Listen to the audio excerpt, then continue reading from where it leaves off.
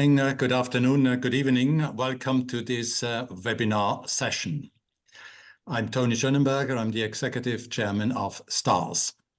STARS is a platform for dialogue to discuss developments which will impact our society as a whole, but particularly also our businesses in the next couple of years. This is the seventh session of our webinar series on sustainability and the circular economy. In this context, no doubt, nature is key to inspire us. So the questions could be, what can we learn from nature? How can we create truly sustainable products? And today we have the great privilege to talk to Janine BENYUS. Janine is the co-founder of the Biomimicry Institute 3.8 in Montana, United States of America. Janine, thank you very much for joining this session. We are very much looking forward to your insights. I want to introduce you now to our moderator, Gordana Kirans. Gordana is a former professor of international business. She is now managing partner of her consulting company in Croatia. One focus actually of her work is circular economy. And in addition to that, I should mention she is also the president of the STARS Southeast Europe Alumni Chapter. Gordana designed this important series of 7 sessions on sustainability and the circular economy, and she's also moderating these sessions. So Gordana, once more, thank you very much, and the floor is yours. Thank you. Thank you so much, Tony. And of course, a warm welcome to Janine to this last 7th bonus session within this webinar series, the Multi-faceted Path to Sustainability. A true pleasure to have you on board, Janine, today. Oh, it's good for me to be here as well. Thanks for inviting me. You're welcome. And also a warm welcome to our audience. Good morning, good afternoon, good evening, wherever you are. Very pleased that you are here today for our last webinar. You know the drill. You are also allowed to ask questions. Please use the Q&A function, and I will have this open in front of me, and I will read your questions to Janine. In the meantime, while we are waiting for your questions, I will start with my own. There's so much that we can learn from Janine, so I will start right away. Biomimicry. Janine, claimed that you didn't coin that term, but when we even pronounce that word, when we think of that word, we nevertheless think of you and your best-selling book, Biomimicry, Innovation Inspired by Nature. So what prompted you to look at nature herself for inspiration? Well, I'm actually a natural history writer. So Biomimicry was my 6th book. And wow. The books before that were very much about plant and animal adaptations. They were wildlife habitat books, helping people to be able to find wildlife in their habitats and understand how well adapted they are to those places. So it was a career for me of looking at what I now understand to be truly natural technologies. You know, these are organisms that are exquisitely adapted to their places, and they're the consummate engineers and physicists, right, of our world. And they've been around for 3.8 billion years. Life has been around for much, much longer than this, 200,000-year-old Homo sapiens sapien. So when I finished my 5th book, I began to ask myself, who's learning, consciously trying to emulate all of this genius in the natural world, this highly evolved, safe, solar, life-enhancing technology. And that's when that was about in 1990 when I first asked that question. And there really wasn't a single word for this field of nature-inspired innovation. And actually the people in my book, each chapter was a different area, you know, in material science or energy or medicine or business. None of them knew each other because they didn't have an overarching name to call themselves as biomimics. So they were all looking to the natural world for inspiration for their inventions, but they didn't know about each other yet. And that's really changed in the last 25 years. Now Yeah, they do identify that way. yeah. Today, you really shaped this area together, of course, as you say in the book and in your videos, together with other biomimics, with all the other experts who are already actively evolving and creating these nature-based solutions. You also work with some really well-recognized brands. Can you mention some of the examples of companies that are already mimicking nature successfully? You know, it's really it's across the realm of human endeavor, because you can look to the natural world to inspire products and processes, and even on the systems level. So we work with right now Microsoft, Ford, Google, Kohler, Interface. We've worked with Nike, Procter and Gamble, everything from, you know, North Face, everything from textiles and clothing to cars and to cities, actually, even at the systems level. Yeah, so it's been about 25 years that we've been doing this, and we've worked with about 350 companies and communities. So what we work as biologists at the design table, bringing nature's ideas to the people who make our world. Exactly. No, that's so important. And this is a perfect bookend to our webinar series, because our very first webinar was about systems thinking and systemic change. So this is great. Janine, in particular, when we look closer at the approach, do you have a process that you follow? Is there, you start with a problem and you work towards a solution? For example, in your book, you mentioned the concept of listening. How do you approach these challenges?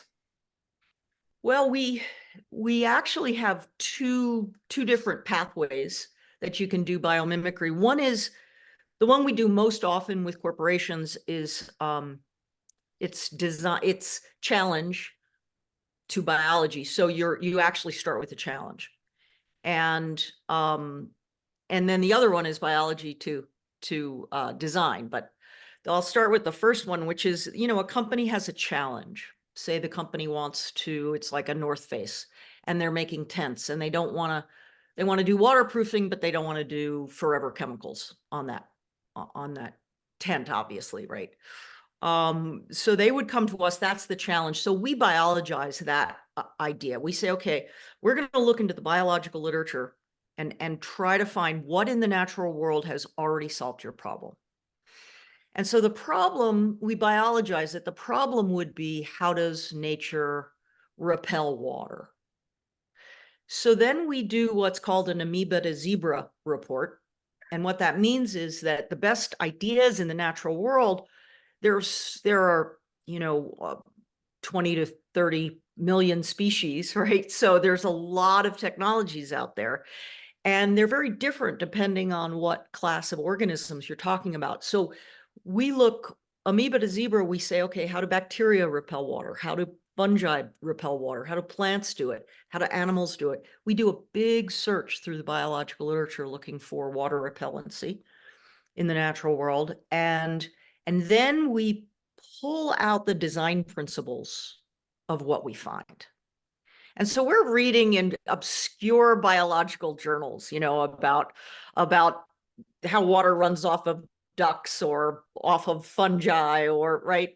And every organism has a different approach, but then we put it into what's called a taxonomy. So we look at, you know, is it chemical? Is it physical? We wind up with a list of ideas. We boil it down for the inventor, and none of them are forever chemicals, right?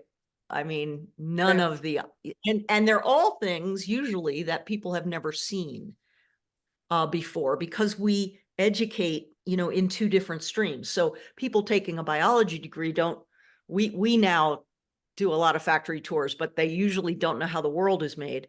And people in industrial design and chemistry and architecture and engineering, the design professions, they don't take biology.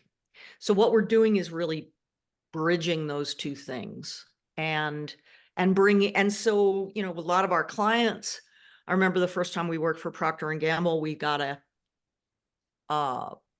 we were working on getting blood stains out of hospital sheets. And because that's a very toxic process, actually, with a lot of chlorine, a lot of hot and cold cycles.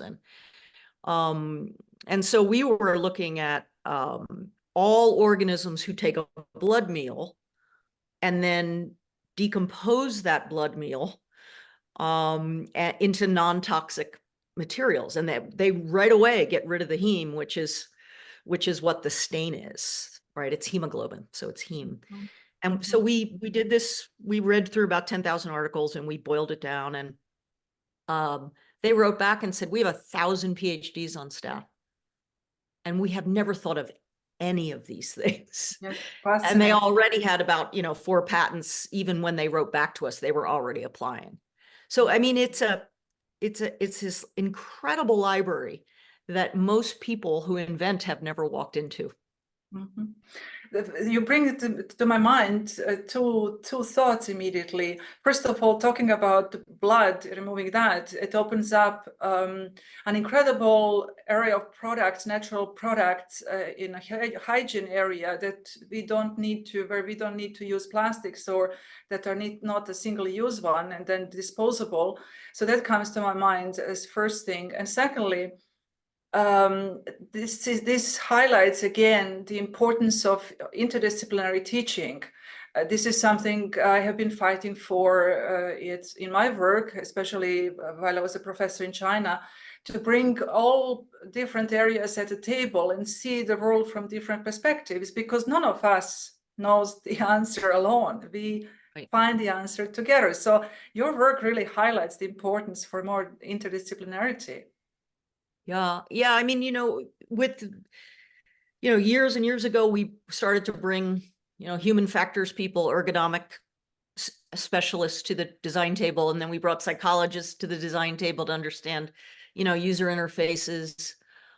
This is bringing biologists to the design table upstream in the design process, rather than, I mean, when I first started this work, the only reason a biologist would get brought into a company was to figure out how to meet the Environmental Protection Agency guidelines and how to reduce the amount of organisms you were going to kill through whatever you were excreting into the environment. I mean, so it was a body count. Biologists were asked to do a body count, and now we're asked to design products in a way, you know, and what I've seen in the 25 years is, you know, at first they just wanted us to design products that would be, you know, less material and less energy and fewer toxins. And we can definitely do that. But now we're moving to, can these products actually be nature positive? You know, not only can they be circular, but can they be, if they do leak from those cycles, can they be a soil amendment? Can they be, you know, good for the water column? Because as we know now, as we investigate circular economies, you know, plastics are being reused maybe in 9%. Exactly. And a lot of it is leaking. A lot of it's either going to incinerator or it's leaking. And when it leaks, the most biomimetic thing you can do is to make sure that becomes part of the food cycle and becomes nutrition wherever it lands. Exactly. Yes, that's what William McDonough also said so nicely in one of his videos. We cannot bend the linear economy into the circular. It has to be good. It has to be really good for nature. We have to start with good and then make it circular. So I found that very Yeah. exactly. Yeah. Another area that we have to invite to the table are anthropologists, or that we look more at the old wisdom and the traditional indigenous knowledge. We had a whole session about that with Professor Lu Nin from Kunming, the Yunnan province in China. We talked about traditional Chinese knowledge there.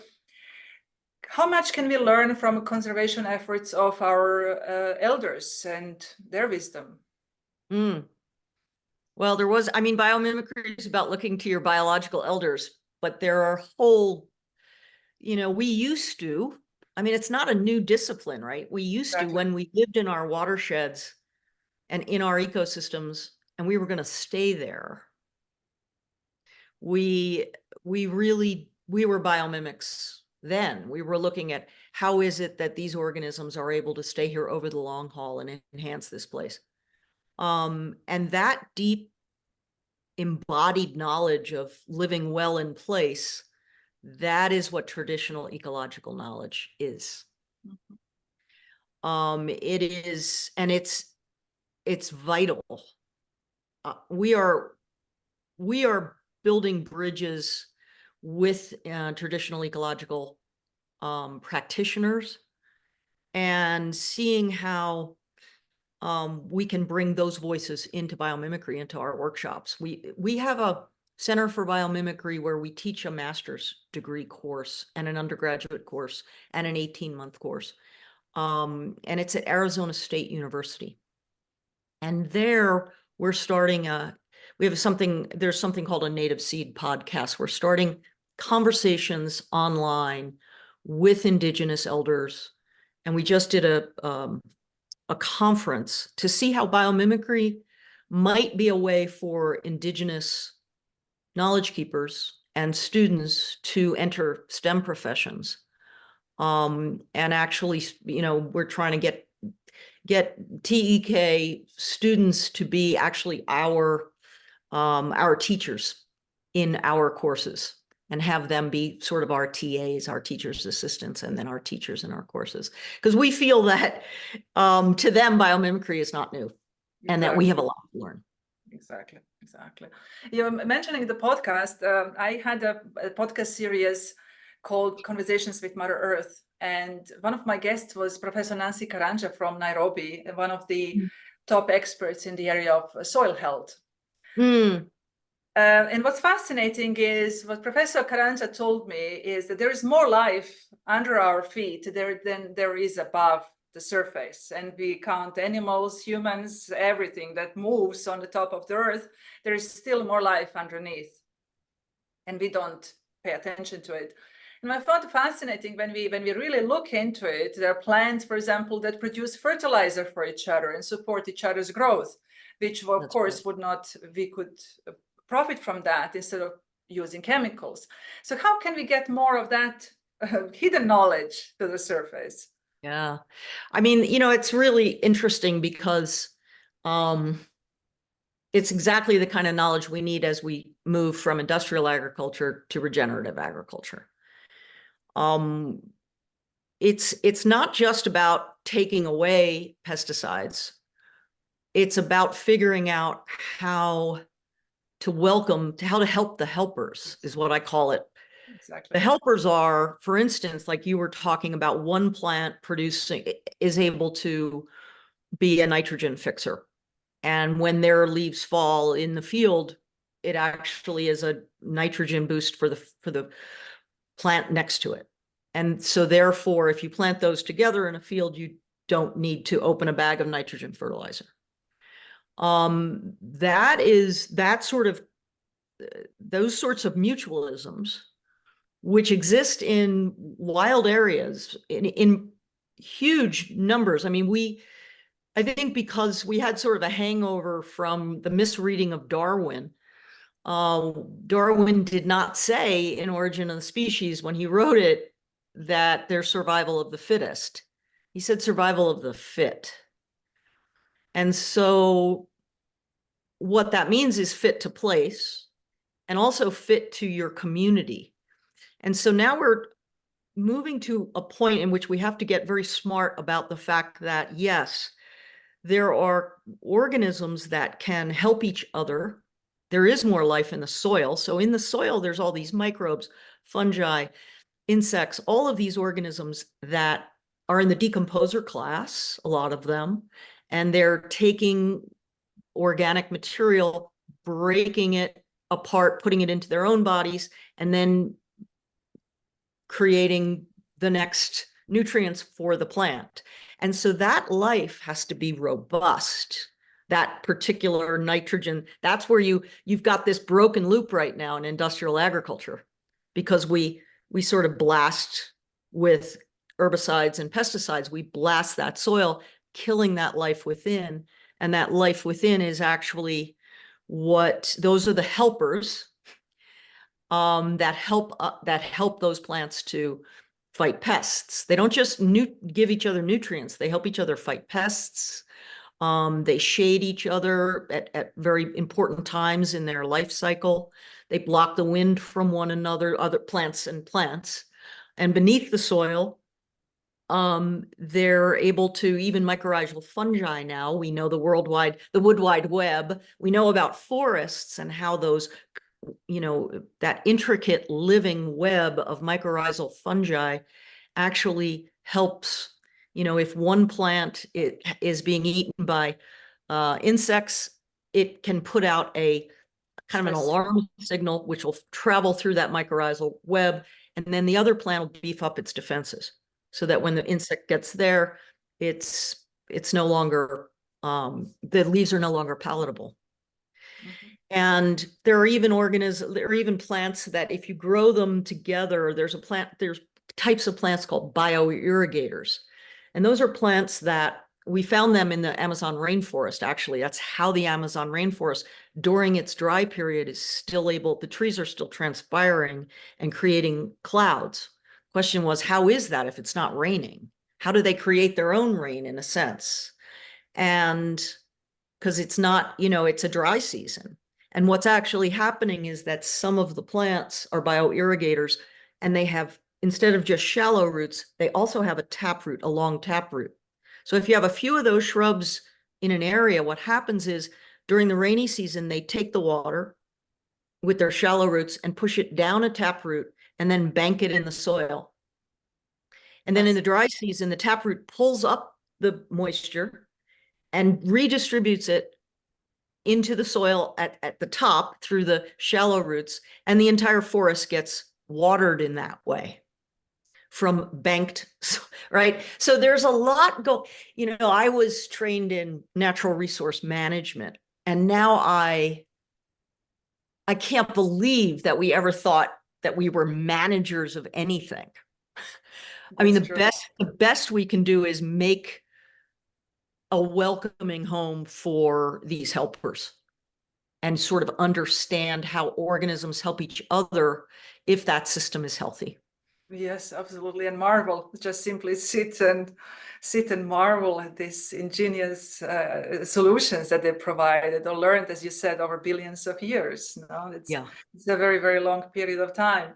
And the best way you can find those agricultural answers is to go to the ecosystem of that place and find out what's happening there and try to mimic those relationships as best you can. Mm-hmm. Unfortunately, I have to also address the less positive parts of our business world, which are companies that are actually taking life out of their business. Of sterile wheat that farmers cannot plant again the next season, which causes them going deeper into debt because they have to buy it every year again.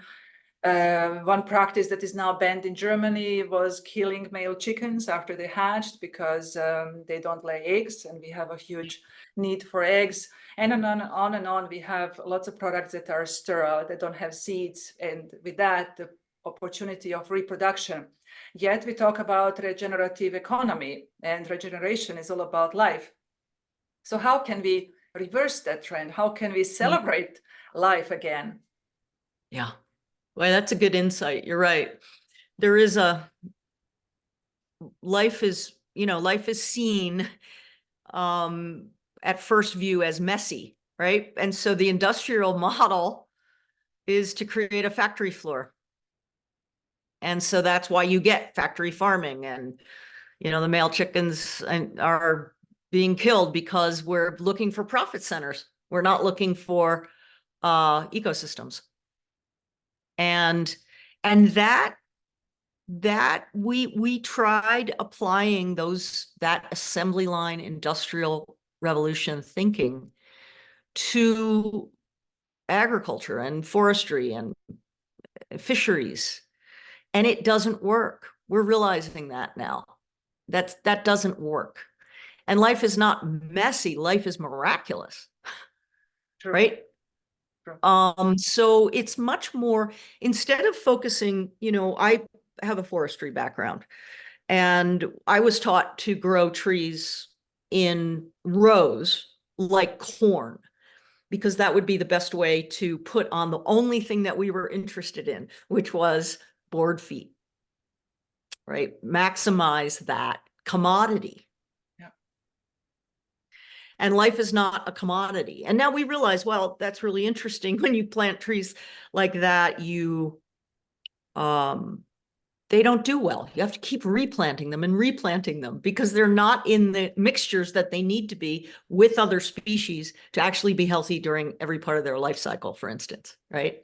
We understand that now. And in forestry, I mean, we understand now about the mycorrhizal fungi, but when you walk over to an agricultural field, we've taken that mycorrhizal fungi out. They used to be in agricultural fields as well, but now they're not there because we give the plants nitrogen and phosphorus, and that's what the fungi do. So if they see that they're not needed, they're not there. Yeah, exactly. So that's sort of like making things as simple as possible so that we can control them is, I think it's, you know, it's part of, we're a very young species. It's part of our toddler stage.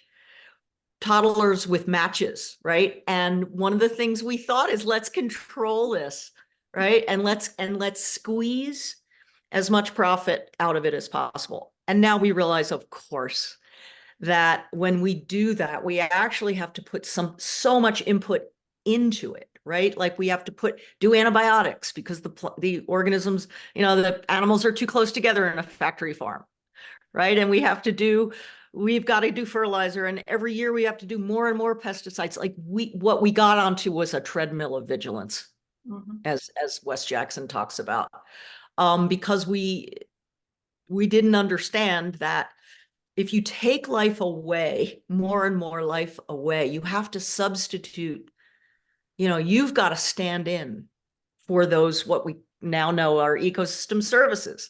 You've got to stand in as pest control. You know, you even have to stand in as a pollinator now, you know, artificial pollination, right? Like it does those ecosystem services that a truly healthy ecosystem creates, those gifts, those ecological gifts. They're necessary. So finally, we're coming back around to realizing that the wisdom of those systems is something that we need to become a part of those grand cycles. And we need to figure out a way to not manage those cycles, but to fully participate in them and encourage them wherever we can, right? That's the difference right now. And to get there, for instance, you know, I live in Western Montana, so I live in a ranching community. And for us, a biomimetic ranching would be mimicking the way wolves used to keep buffalo in dense herds. And the buffalo then would go through, and the grasses became co-evolved with them. They would mob, it's called mob feeding or rotational grazing.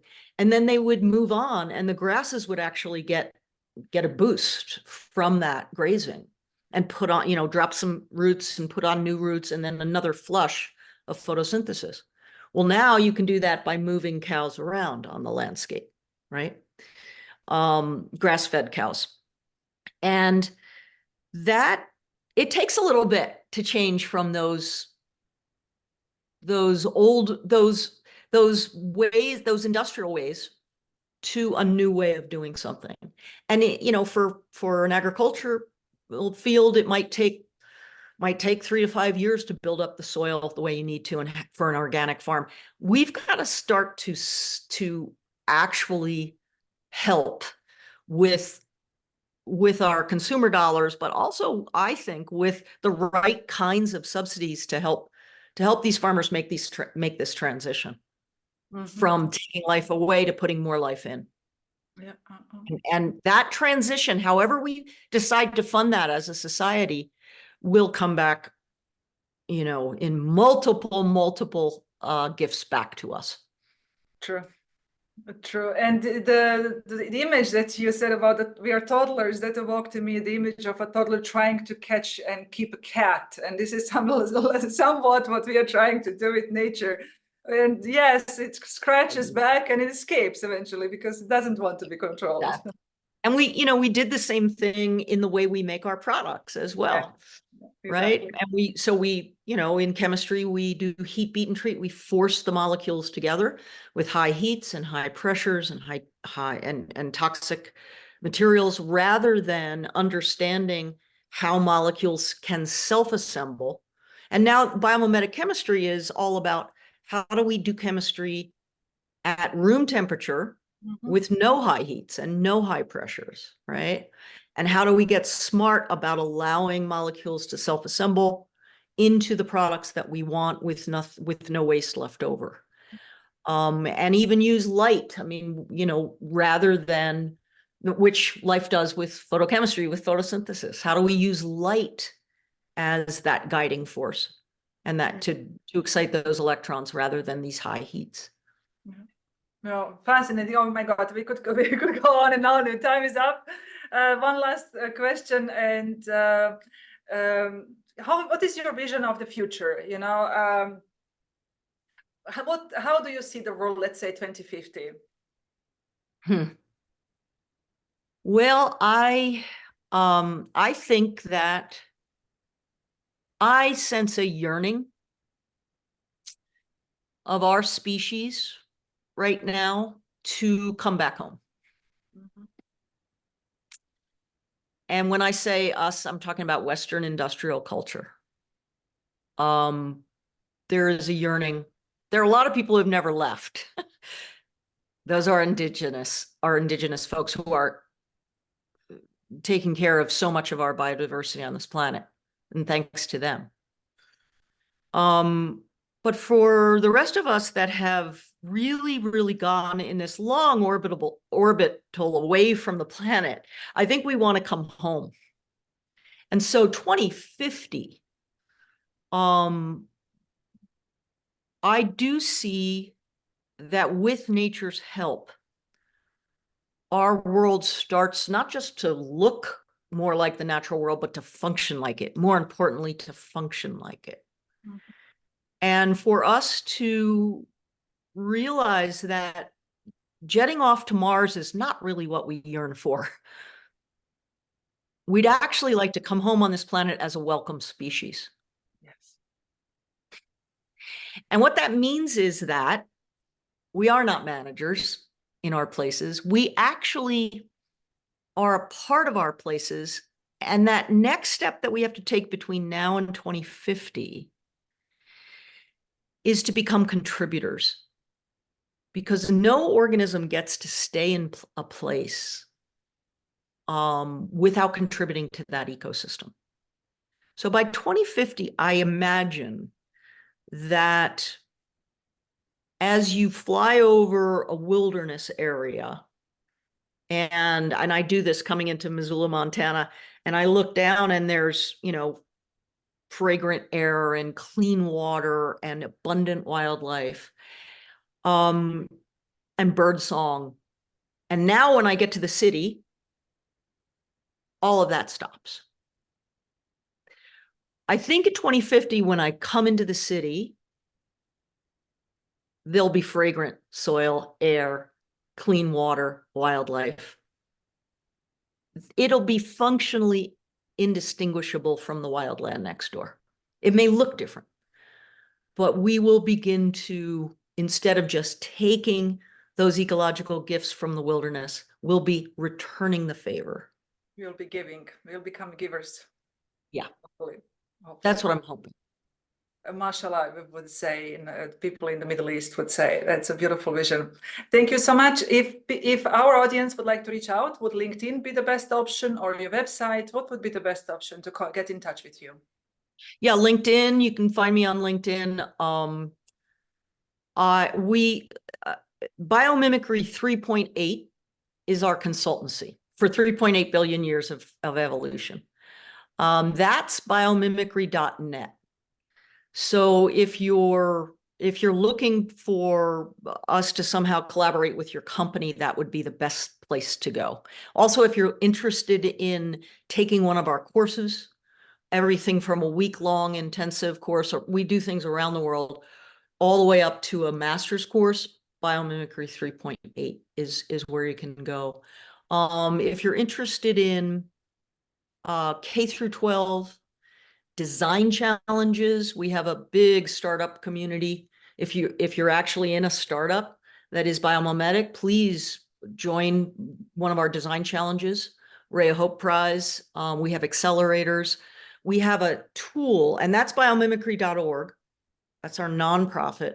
We have a tool called asknature.org, in which we have, if you are an inventor, you can type in something like, how does nature take salt out of water? Say you're making a new desalination membrane. How does nature take salt out of water? And up will come the biological examples of how nature desalinates, so that you can get ideas. So we've got sort of a way to democratize biomimicry on the nonprofit side, and then the for-profit side is where we actually work for corporations. So biomimicry.net, for-profit, nonprofit is biomimicry.org. Awesome. Thank you. Thank you so much, Janine. This was really a pleasure. So insightful, and I would love to continue, but we are already taking up more time than we scheduled. So thank you. You're welcome. It was fun. Glad Thanks to for hear having that. me. To our audience, thank you for joining our last bonus webinar. It's the end of the series, hard to believe, and I started back then in September. It looked quite a while away, but we are at the end, and I have a parting present for you. It's a poem by David Wagner, and it's called When Lost in the Forest. Stand still. The trees ahead and bushes beside you are not lost. Wherever you are is called here, and you must treat it as a powerful stranger, must ask permission to know it and be known. The forest breathes, listen. It answers, I have made this place around you, and if you leave it, you may come back again, saying, here. No two trees are the same to raven. No two branches are the same to wren. If what a tree or branch does is lost on you, then you are surely lost. Stand still. The forest knows where you are. You must let it find you. All the best to you.